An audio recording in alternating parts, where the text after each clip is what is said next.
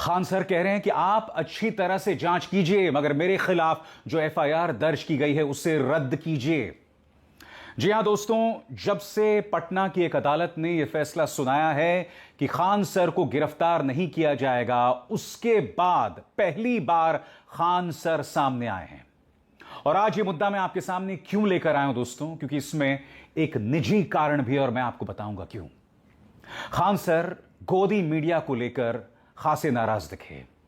एक तरह से कहा जा सकता है कि गोदी मीडिया के तमाम जो गुर्गे हैं, पौ की परियां हैं, उनको आज एक करारा तमाचा मारा है। क्योंकि ये मत भूलिए, जब से मामला आया, जब से खान सर और अन्य यूट्यूब एजुकेटर्स छात्रों का मुद्दा उठा रहे हैं, तब से खान सर ना रह के फैसल खान हो गए। मीडिया उनकी धार्मिक पहचान के आधार पर उन पर प्रहार करने लगा। इसके खिलाफ न सिर्फ मैंने बोला है, बल्कि इंस्टाग्राम पर कई बड़े बड़े इन्फ्लुएंसर्स इसके खिलाफ बोल रहे हैं।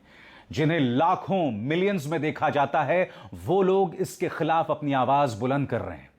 खान सर ने कहा, अब ये लोग ये कह रहे हैं कि अस्पताल के लिए पैसा कहां से आता है।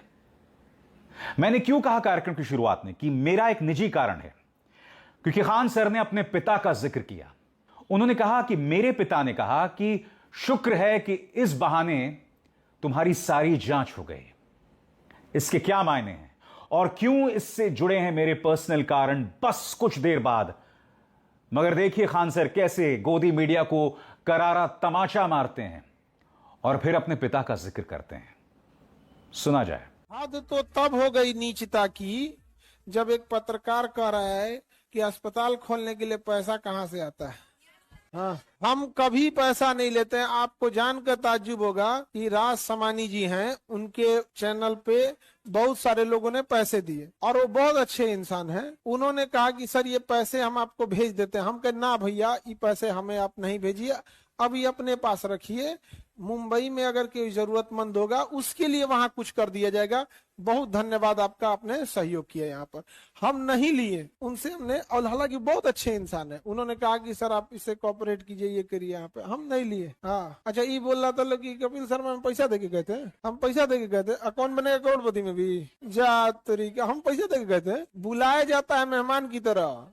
एक बात का गुस्सा ये भी है कि आप लोग का पेपर लीक वगैरह में हम बड़ा एक्टिवली रहते थे, तो एक रहेगा ना मीडिया का प्रेशर। तो एक हिस्सा है, सारे लोग नहीं, एक हिस्सा है जो इस चीज को, अपना चैनल है कुछ भी लिख दो यार। अब हमको कौन जरूरत है पब्लिसिटी कैला बिना यार। हम तो ऐसे परेशान रहते हैं। अब हम सोचते हैं तनी शांति से अकेले में रहे। न्यूज पे चल रहा, हम अंडरग्राउंड हो गए। हम तो मुसल्लापुर में हैं। हम देखो कुछ लोग हैं इसी बहाने, लेकिन एक चीज, पिता होते हैं। पिताजी ने बोला कि बेटा, जिस तरह से लोग तुम्हारे खिलाफ साजिश रच रहे हैं, यदि तुम जीवन में कुछ गलती किए रहते तो ये लोग आज टांग देते। तुम्हारा इसी बहाने ऑडिट भी हो गया, तुमने कोई गलत काम नहीं किया है, नहीं तो आज तो तुमको ये लोग किसी काम का नहीं छोड़ते।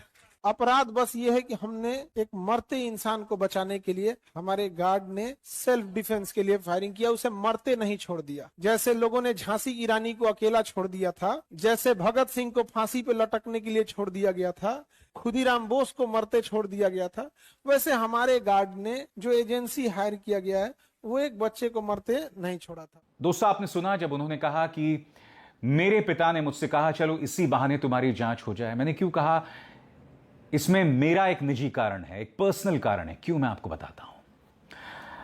दोस्तों, मैं अपनी पीठ नहीं थपथपा रहा हूं, मगर 2015 से लगातार इस सरकार, इसकी एजेंसीज ने मुझे और मेरे परिवार को परेशान किया।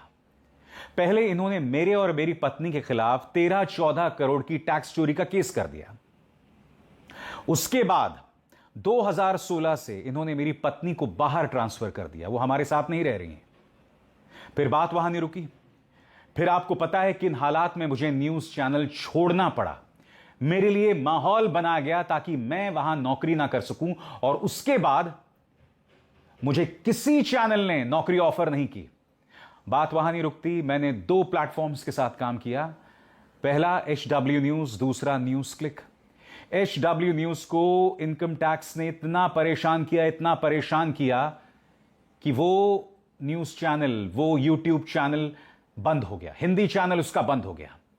फिर बारी आई न्यूज क्लिक की। न्यूज क्लिक को तो जिस तरह से परेशान किया गया है, आजाद भारत के इतिहास में किसी संस्थान को इस कदर परेशान नहीं किया। Income tax raids, ED raid, anti terror cell raid, उनके जो संस्थापक थे प्रबीर पुरकायस्थ को आतंकवाद की धाराओं में जेल भेज दिया गया। यह बात अलग है कि सुप्रीम कोर्ट ने बाद में दिल्ली पुलिस को एक करारा तमाचा मारा और प्रबीर पुरकायस्थ रिहा हो गए। कहने का अर्थ साफ है, मैं उन पत्रकारों में से हूं जिसे income tax, ED, anti terror cell, Delhi police सब ने परेशान किया है और ऊपर से भाजपा के आईटी सेल के गुर्गे, दो रुपल्ली ट्रोल जिन्होंने मेरे परिवार को नहीं बख्शा, मेरा चरित्र हनन करते गए। गोदी मीडिया के तिहाड़ी पत्रकारों ने प्राइम टाइम में मुझे गालियां दी। एक एंकर हुआ करते थे, अब जिंदा नहीं है, उनकी हार्ट अटैक से मौत हो गई। वो अपने मंच पर मुझे और मेरी पत्नी को गालियां दे रहे थे। इस तरह की आजादी, इस तरह का फ्रीडम ऑफ एक्सप्रेशन था इन गोदी मीडिया के गुर्गों को, जिन्होंने मुझे इस तरह से टारगेट किया। इसलिए आज जब खान सर इस बात का जिक्र कर रहे हैं ना कि उनके पिता ने कहा चलो इसी बहाने तुम्हारी जांच हो गई। मेरी जांच तो 2015 से हो रही है दोस्तों, और आज सत्ता से सवाल पूछने वाले जितने भी पत्रकार हैं, जितना परेशान शायद मुझको किया गया है, किसी को नहीं किया गया होगा। और परेशान क्यों किया गया दोस्तों? क्योंकि शायद मैं इकलौता पत्रकार हूं जिनकी पत्नी गवर्नमेंट में है। लिहाजा उन्हें लगा कि भाई गवर्नमेंट में काम करने वाले एक मुलाजिम को परेशान करके, इसके अलावा मेरे संस्थानों पर दबिश डाल के मुझे झुकाया जा सकता है, मगर उसकी कोई गुंजाइश नहीं है। जिन जिन संस्थानों से मैं जुड़ा, HW न्यूज, न्यूज क्लिक, सबको बंद करते गए ये लोग। और यही वजह है कि मैंने अपना YouTube चैनल शुरू किया और आज उस YouTube चैनल के 1 करोड़ सब्सक्राइबर्स हो गए हैं। यानी कि अगर इस सरकार ने मुझे परेशान ना किया होता, अगर इस सरकार ने HW न्यूज और न्यूज क्लिक को बंद ना किया होता, तो शायद मैं अपना न्यूज चैनल शुरू नहीं करता। उसी डर से मैंने अपना YouTube चैनल शुरू किया और आज इस मंच के जरिए बेबाकी से मैं आपका मुद्दा उठाता हूं और सरकार से सवाल करता रहता हूं, और पीछे हटने का तो कोई सवाल ही नहीं पैदा होता। और अब एक जरूरी संदेश, सच के इस सफर में मेरा साथी बनिए, मेरा चैनल ज्वाइन कीजिए और इनमें से एक विकल्प, एक ऑप्शन चुनिए। शुक्रिया। और यह सब इसलिए हो पाया दोस्तों क्योंकि मेरे पास छुपाने को कुछ नहीं है। और जब आपके कोई सीक्रेट्स नहीं होते हैं, जब आपके अलमारियों में कोई अपराध नहीं छुपे होते हैं, तो आपके मन में डर नहीं होता है। इसी बात का जिक्र खान सर कह रहे हैं कि तुम मुझ पर जितना ज्यादा दबिश डालोगे, मैं उतने पुरजोर तरीके से अपनी बात रखूंगा। और इसलिए खान सर ने कहा है कि मौसम बिगड़ने वाला है। सुनिए उन्होंने क्या कहा। सर फरार भी हो गए थे क्या? लिख रहा है कि अब खान सर फरार हो गए। अजीब, मतलब किसी का टीआरपी के लिए मीडिया कहाँ जा सकती है, ये सबसे अच्छा एग्जांपल है। लेकिन एक चीज हुआ ना, सच में फरार थे सर, कहाँ गए थे कुछ बताइएगा। टॉर्चर करेगा लोग, जितना टॉर्चर करेगा उससे ज्यादा उनको करके दिखा देंगे यहाँ पर। अच्छा। ये जितना टॉर्चर करेगा मेरे लिए मोटिवेशन होता है यहाँ पे। अच्छा। पूरी इंडिया में मतलब जितने रिलेटिव हैं, जान पहचान वाले हैं, कई लोग फोन कर रहे हैं, क्या हो गया, हम क्या अब होने वाला है। अच्छा। कुर्सी की पेटी बांध लीजिए। अच्छा। मौसम बिगड़ने वाला है। अच्छा। और आखिर क्या दुश्मनी थी खान सर से कि पूरे नेशनल मीडिया छाप दिया गया कि खान सर की कोचिंग बंद? क्या दुश्मनी थी हमारे से, और हम किसका क्या रख लिए? आपके अनुसार क्या हो सकती है? मीडिया के साथ हमेशा से सर पंगा रहता है। कभी आप बोल देते हैं कि मीडिया खुद को देख लो 159वें रैंक पर चली गई है। आपके यहाँ इंटरव्यू भी लेने आते हैं लोग, तो आप बोलते हैं कि इंटरव्यू लीजिए, इंट्रोगेट मत कीजिए। देखिए, जैसन देवता वैसन पूजा। अच्छा। आपको क्यों लगता है दोस्तों खान सर ये सवाल क्यों उठा रहे हैं, और आपको क्यों लगता है कि मैं उनके पक्ष में क्यों बोल रहा हूं? सबसे पहली बात, खान सर विद्यार्थियों के पक्ष में बोलते रहते हैं। मैं उनकी सभी बातों से सहमत नहीं हूं। इसके अलावा उन्होंने अस्पताल शुरू किया है जिसके जरिए गरीबों की मदद होती है, सस्ता इलाज होता है। इसके अलावा उनके संस्थानों, उनके YouTube चैनल्स के जरिए कई गरीबों का भला हुआ है। और आप इस शख्स को टारगेट कर रहे हैं। बड़ा सवाल क्या खान सर को टारगेट करने की वजह यह है कि उन्होंने गोदी मीडिया की पॉपॉ की परियों को आईना दिखाया? सबसे बड़ी बात, आपने इस बात को महसूस किया, इसी मंच पर मैंने आपको बताया था कि आज तक की उस महिला पत्रकार ने जब व्लादिमीर पुतिन का इंटरव्यू किया था, उसके बाद खान सर ने उसे कटघरे में खड़ा किया था, उसे आईना दिखाया था, और फिर बौखलाकर वो प्राइम टाइम में आती हैं और सारे यूट्यूब एजुकेटर्स को दो कौड़ी का बताती हैं। इसका मतलब क्या हुआ? ये लोग अपने निजी कारणों से किसी पर अटैक करना शुरू कर देते हैं।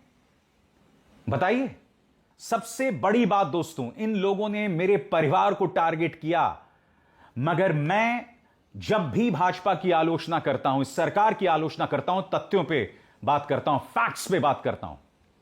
क्योंकि अगर फैक्ट्स पर बात ना कर रहा होता, अगर झूठ बोल रहा होता, अगर गलत बयानी कर रहा होता, तो यह सरकार मेरे खिलाफ एक्शन लेती। आज तक मैंने इन्हें कोई मौका नहीं दिया है मेरे खिलाफ एक्शन लेने का।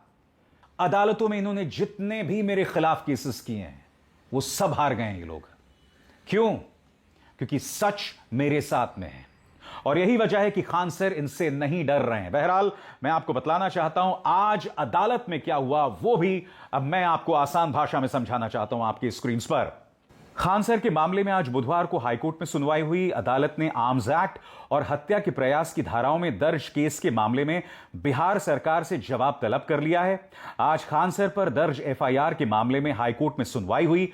कोर्ट ने सरकार से 4 हफ्तों के भीतर जवाब मांगा है। खान सर की ओर से क्रिमिनल रिट याचिका दायर की गई है। इस याचिका में कोचिंग को फिर से खोलने और पुलिस को अच्छे ढंग से जांच करने और एफआईआर रद्द करने की बात कही गई है। खान सर खुद कह रहे हैं कि भाई आप अच्छे से जांच कीजिए। स्वाभाविक सी बात है, इस व्यक्ति को किसी बात का डर नहीं है।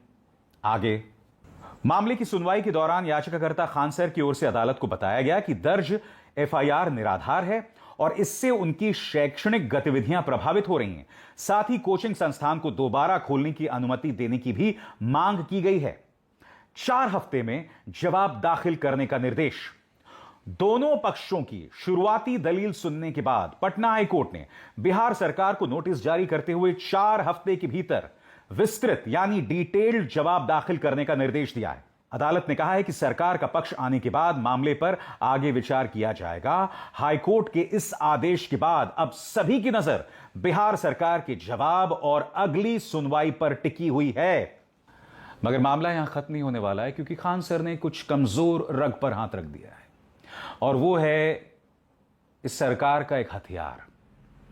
वो एक पुरानी कहानी थी ना दोस्तों, राक्षस की जान तोते में। गोदी मीडिया भारतीय जनता पार्टी का तोता है, उनको दबाइएगा तो बहुत कुछ होगा। ये जो तमाम पापा की परियां हैं ना, इनके बारे में थोड़ी पड़ताल कीजिए। आज की तारीख में ये लोग प्राइम टाइम में न सिर्फ जहर उगलते हैं, बल्कि भारतीय जनता पार्टी की खुलकर सेवा करते हैं। और इसके अलावा समानांतर तौर पर इन्होंने अपने ऐसे कई बिजनेसेस शुरू किए हैं, अगर जिनकी जांच शुरू हो जाए तो इनकी लेने के देने पड़ जाएंगे। मैंने आपको इसी मंच पर कई बार बताया है कि एक पॉपॉ की परी एक बार जहांगीरपुरी पहुंच गई थी, जहां बुलडोजर के जरिए मकान गिराए जा रहे थे। क्यों पहुंच गई थी? क्योंकि उनके पति का ट्रांसफर नॉर्थ ईस्ट में कर दिया गया था। उसे रोकने के लिए वो पहुंच गई जहांगीरपुरी और वहां पर अनाप शनाप सरकार के पक्ष में बोलने लग गई, जबकि सुप्रीम कोर्ट का आदेश आ गया था कि रोकिए इस बुलडोजर को। वहां खड़े लोग पॉपॉ की इस परी को बता रहे थे कि सुप्रीम कोर्ट के आदेश के बारे में तो कुछ कहिए, मगर उनका मकसद था किसी तरह से अपने पति का ट्रांसफर रुकवाना। यह हकीकत है दोस्तों, और इसके अलावा कुछ नहीं। यह पत्रकारिता की हकीकत, यह इंसानियत, और जाहिर सी बात है ये लोग सरकार के सामने इसलिए झुकते हैं क्योंकि इनके पास छुपाने को बहुत है। आसान नहीं है सत्ता से सवाल करना, खासतौर से उन लोगों से जो सवालों से भागते हैं।